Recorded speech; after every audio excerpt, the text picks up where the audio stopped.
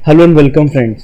आज का हमारा टॉपिक कुंडली मिलान के अंदर नाड़ी दोष के बारे में है, या नाड़ी मिलान जिसको हम कहते हैं, और जिसका 36 अंकों में सबसे ज़्यादा पॉइंट्स जिसके होते हैं, जो 8 पॉइंट्स होते हैं। अगर हम अष्टकूट मिलान की बात करें, जिसको हम कितने गुण मिले या ओवरऑल मिलान के स्कोर की बात करें, तो उसके अंदर 8 पॉइंट्स नाड़ी के होते हैं, बाकी और फैक्टर्स के इससे कम पॉइंट्स होते हैं। सो नाड़ी मिलना बहुत इंपॉर्टेंट है दो पर्सपेक्टिव से। एक नाड़ी अगर मिल रही है तो उसके 8 पॉइंट्स हैं, तो 18 का जो स्कोर माना जाता है कि 18 अगर आ गए हैं पॉइंट्स तो वो विवाह उपयुक्त माना जाएगा या मैरिज को आगे ले जाया जा सकता है, तो उसमें भी उसका कंट्रीब्यूशन बहुत ज़्यादा है। और दूसरा, नाड़ी की इम्पोर्टेंस आगे चलकर हेल्थ और ऑफस्प्रिंग्स के लिए बहुत इम्पॉर्टेंट होती है। सो आज हम जो ओवरऑल ये देखेंगे कि नाड़ी मिलाना क्यों ज़रूरी है, नाड़ी को कैसे मिला सकते हैं, और नाड़ी का जो एक आयुर्वेद से जो लिंक है, जिसको हम लोग नॉर्मली जिसके बारे में बात नहीं करते, तो वो इंटरेस्टिंग चीज़ हम समझेंगे कि नाड़ी कहाँ से आया, क्या इसकी इम्पोर्टेंस है, क्या ये मैरिज के अलावा भी कहीं पर इसकी इम्पोर्टेंस है। नाड़ी क्या है, जब हम अगर किसी वैद्य के पास जाते हैं, अगर आप किसी आयुर्वेदाचार्य के पास कभी आपने अपनी नर्व्स दिखाई हो, नर्व्स को नाड़ी भी कहते हैं, वो आपकी नाड़ी को चेक कर कर कई बार रोग बता देते हैं कि आपको क्या रोग है, क्या रोग नहीं है, आपकी बॉडी में किस तरह के डिस्टर्बेंसेस हैं, और उसके हिसाब से आपको मेडिसिन दे देते हैं। अगर नाड़ी की बात करें तो नाड़ी आयुर्वेद के अंदर 3 तरह की नाड़ी होती हैं, और ये जो तीनों नाड़ी हैं, इनका जैसे वात, पित्त और कफ, ये इन तीनों के ऊपर आयुर्वेद है। और जब हम कुंडली में नाड़ी मिलाते हैं तो हर मनुष्य को एक तरह की नाड़ी मिलती है, और उस नाड़ी के आधार पर हमारा नाड़ी जैसे नाड़ी मिलाना है तो हम लोग कहते हैं मध्य, अंत्य, इस तरीके के जो उसके नॉर्मल नाम ये दिए गए हैं, और कुंडली मिलान के अंदर ये नाम लेके आते हैं।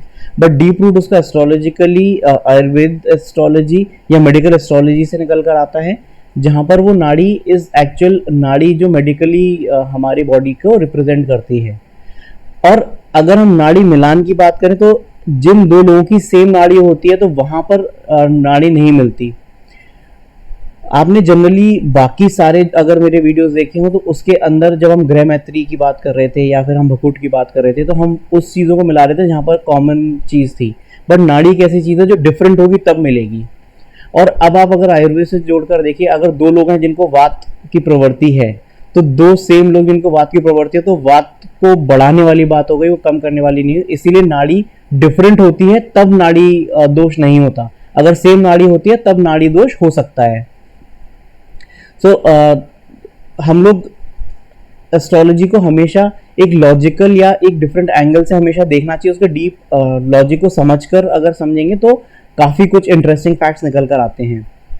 बट आगे चलकर कुंडली मिलान के अगर बारे में बात करें, नाड़ी मिलाना इंपॉर्टेंट क्यों है? नाड़ी मिलाना इंपॉर्टेंट है बिकॉज ऑफस्प्रिंग्स या जो चिल्ड्रन होते हैं उनके लिए नाड़ी देखी जाती है कि हम उनको कोई प्रॉब्लम तो नहीं होगी, या जब कंसीव करना है या आगे जब बेबी होना है तो उस समय कपल को भी इशू ना हो, तो उस समय नाड़ी मिलना इम्पॉर्टेंट है।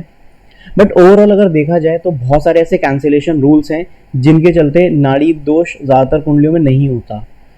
आज हम पहले ये देखते हैं कि पहले क्लास 6 में क्या लिखा हुआ है कि नाड़ी किन किन केसेस में हमें क्या नाड़ी मिलती है, किस नक्षत्र के बेसिस पे मिलती है। नाड़ी अगर है तो नक्षत्रों का सेट है, 27 नक्षत्रों में 9 नक्षत्रों का सेट है। अगर आप एक सेट ऑफ नक्षत्र के अंदर आपका जन्म नक्षत्र आता है, और जन्म नक्षत्र वो होता है जो हमारे मून का नक्षत्र होता है। ये मैंने और वीडियो में बताया हुआ है। नामकरण जब हमने करने की वीडियो बनाया था उसके अंदर हमने देखा था कि हम नक्षत्र कैसे निकालते हैं। लिंक डिस्क्रिप्शन में आप दोबारा उस वीडियो को देख सकते हैं। आप उससे हमें ये डिसाइड होता है कि हमारी नाड़ी क्या है। और जब हम बॉय और गर्ल की नाड़ी को मिलाते हैं तो दोनों सेम सेट ऑफ नक्षत्र नहीं होने चाहिए, तो उसके 8 पॉइंट्स हमें मिल जाते हैं। बट अगर जैसे 3 नाड़ी है और 3 तरह की नाड़ी होती हैं, एंड उस नाड़ी में अगर हमारा सेम नाड़ी नहीं है, तो सेम नाड़ी नहीं तब मिलेगा। यानी ये दो जो कॉम्बिनेशन परम्यूटेशन आया, तो यानी 66% कुंडलियों में नाड़ी दोष नहीं होगा, लेकिन 33% कुंडलियों में ये नाड़ी दोष होगा। ऐसा डायरेक्टली अज्यूम कर लेना गलत है। और कई सॉफ्टवेयर या इंटरनेट पर कई पोर्टल्स इसी तरीके से मिलाते हैं और नाड़ी दोष बता देते हैं, जिसकी वजह से लोग अच्छे मैरिज प्रपोजल्स को छोड़ देते हैं या आगे बात नहीं बढ़ाते। तो हम ये देखेंगे कि हम एक सिंपल सा चार्ट बनाया हुआ है मैंने विदाउट कैंसिलेशन का, और उसके बाद उसमें जो कैंसिलेशन रूल्स हैं क्लास 6 में ही उनको लगाकर जब हम देखेंगे तो बहुत सरप्राइजिंगली एक नंबर निकल कर आएगा जिसमें नाड़ी दोष की बहुत ज़्यादा इंपॉर्टेंस बचेगी नहीं ड्यूरिंग मिलान। इसको शुरू करते हैं। नाड़ी मिलाने के लिए जो रूल है वो ये है कि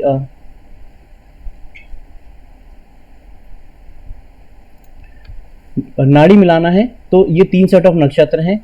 नाड़ी होती है अधि, मध्य, अंत्य, इन 3 में से। सपोज अगर बॉय का नक्षत्र इज आडी तो गर्ल का नक्षत्र इन दोनों में से होना चाहिए, तो नाड़ी के पूरे पॉइंट्स मिलेंगे।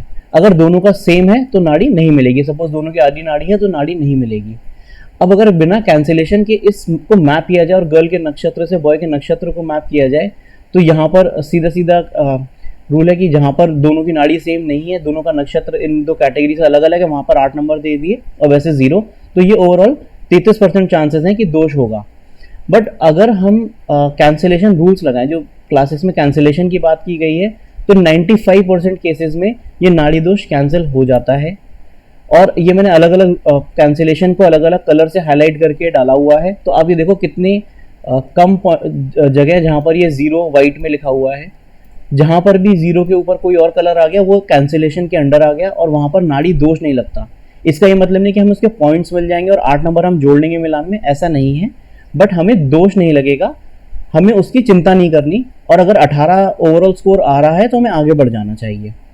नाड़ी दोष के कुछ कैंसिलेशन रूल्स हैं जिसमें अगर कुंडली मिलान में ग्रह मैत्री है, तो ग्रह मैत्री में अगर 4 या 5 पॉइंट्स हैं, अगर ग्रह मैत्री अच्छा माना जाता है तो नाड़ी दोष कैंसिल हो जाता है। अगर लड़की और लड़के का वर्ण, जो पहला मिलान का पॉइंट है वर्ण मिलाते हैं, दोनों का ब्राह्मण ना हो। अब ब्राह्मण ये जन्म का ब्राह्मण नहीं है, ये कुंडली के अंदर ही ब्राह्मण और 4 तरह के वर्ण होते हैं, तो उसमें ब्राह्मण नहीं है तो ये कैंसिल हो जाता है। यानी आप देखो 25% तो यहीं पर बचा, 75% कुंडलियों में नाड़ी दोष ऐसे ही कैंसिल हो जाएगा क्योंकि 4 तरह के वर्ण होते हैं। और 3 में हम कह रहे हैं कि अगर उसमें नाड़ी मिल रही है, 3 वर्णों में नाड़ी को विचार नहीं करते। अगर जो गर्ल है उसका नक्षत्र इनमें से कोई एक है तो नाड़ी दोष नहीं रहता। और अगर लड़की और लड़के के नक्षत्र का जो लॉर्ड है, सॉरी जो राशि का लॉर्ड है, यानी मून साइन जो है, चंद्रमा का जो लॉर्ड है वो शुक्र, गुरु या बुध है, तो नाड़ी दोष कैंसिल हो जाता है। अब आपको या तो ये सारे रूल आप अगर आपको ज्योतिष आती है तो आप इन रूल्स को नोट कर सकते हैं, और अगर आप ज्योतिष नहीं जानते तो आपको बस ये टेबल देखनी है, लड़की का नक्षत्र और उसका चरण डालना है और लड़के का नक्षत्र का चरण डालना है, और उस टेबल की मैट्रिक्स में आपको देखना है नाड़ी मैच हो रही है या नहीं हो रही है। इसके साथ ही हमारा जो अष्टकूट मिलान के 8 पॉइंट्स हमने वो देखे। आगे आने वाली वीडियो में हम इंटरेस्टिंग एक देखेंगे कि जो कुंडली मिलान जब लव मैरिज का केस होता था उस समय कुंडली कैसे मिलाते हैं, उस समय क्या फैक्ट्स देखने चाहिए, क्या अष्टकूट मिलान उसमें वैलिड है या नहीं है। और हम मंगल दोष के बारे में बहुत डिटेल में बात करेंगे कि मंगल दोष जिसके पीछे बहुत सारे लोग परेशान रहते हैं उसकी क्या इंपॉर्टेंस है, उसका कैंसिलेशन कैसे होता है, और कैसे आप आसानी से देख सकते हैं कि मंगल दोष वैलिड है भी या नहीं है। इसी के साथ आज के वीडियो को हम एंड करते हैं। तब तक के लिए नमस्कार।